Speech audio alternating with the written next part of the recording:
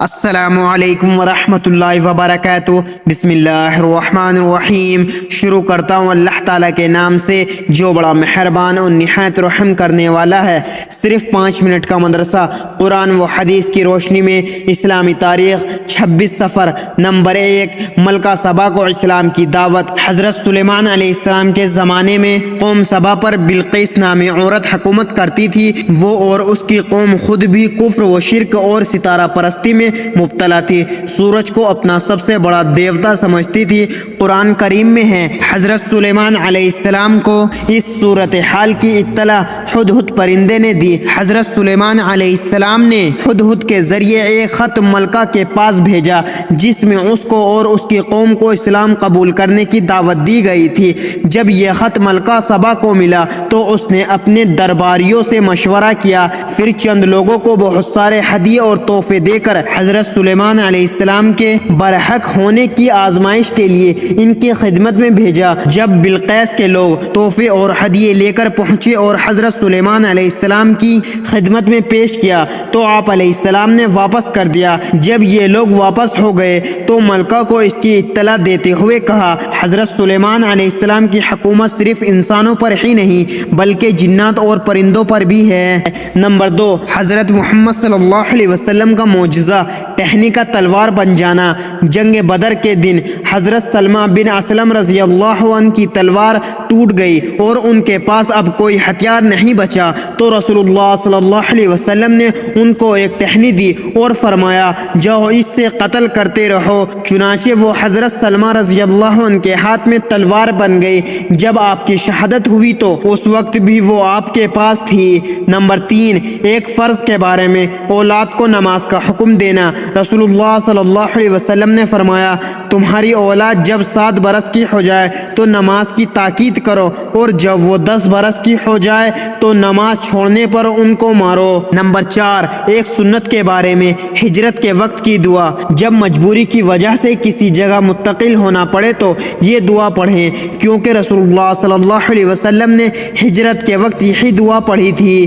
ترجمہ، اے میرے پروردگار، مجھ کو خوبی کے ساتھ پہنچا اور مجھ کو خوبی کے ساتھ لے جا اور مجھ کو اپنے پاس سے ایسا غلبہ دے جس کے ساتھ نصرت ہو۔ نمبر 5 ایک اہم عمل کی فضیلت، لوگوں کو نفع پہنچانا۔ رسول اللہ صلی اللہ علیہ وسلم نے فرمایا، اللہ کے نزدیک تمام لوگوں میں سب سے زیادہ پیارا وہ شخص ہے جو لوگوں کو زیادہ نفع پہنچائے۔ نمبر 6 ایک گناہ کے بارے میں، کفر و نافرمانی کا وبال۔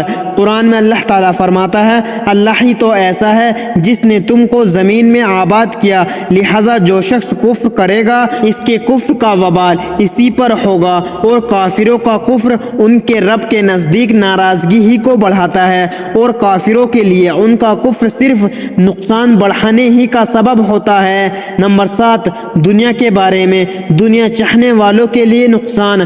قرآن میں اللہ تعالیٰ فرماتا ہے، جو شخص آخرت کی کھیتی کا طالب ہو ہم اس کی کھیتی میں ترقی دیں گے، اور جو دنیا کی کھیتی کا طالب ہو کہ ساری کوشش اسی پر خرچ کر دے تو ہم اس کو دنیا میں سے کچھ دیں گے اور ایسے شخص کا آخرت میں کوئی حصہ نہیں۔ نمبر 8 آخرت کے بارے میں، زنجیر کی لمبائی۔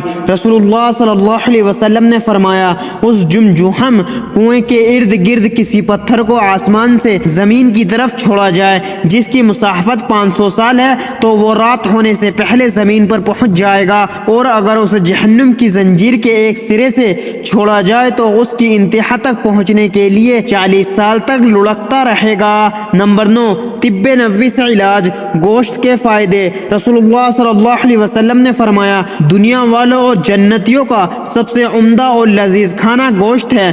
فائدہ، حضرت علی رضی اللہ عنہ نے فرمایا، گوشت کھاؤ اس لیے کہ یہ بدن کے رنگ کو نکھارتا ہے اور پیٹ کو بڑھنے سے روکتا ہے اور اخلاق و عادت کو سنوارتا ہے۔ نمبر 10 نبی کریم صلی اللہ علیہ وسلم کی نصیحت۔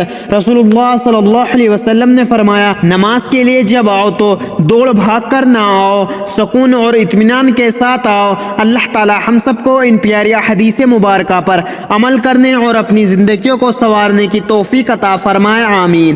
مزید اسی طرح کی اسلامک ویڈیو کے لیے اگر آپ نے ابھی تک چینل زمان ملک کو سبسکرائب نہیں کیا تو سبسکرائب کر لیں اور ویڈیو کو لائک اینڈ شیئر ضرور کریں اور اپنے دوستوں کے ساتھ بھی شیئر کریں۔ جزاک اللہ، شکریہ۔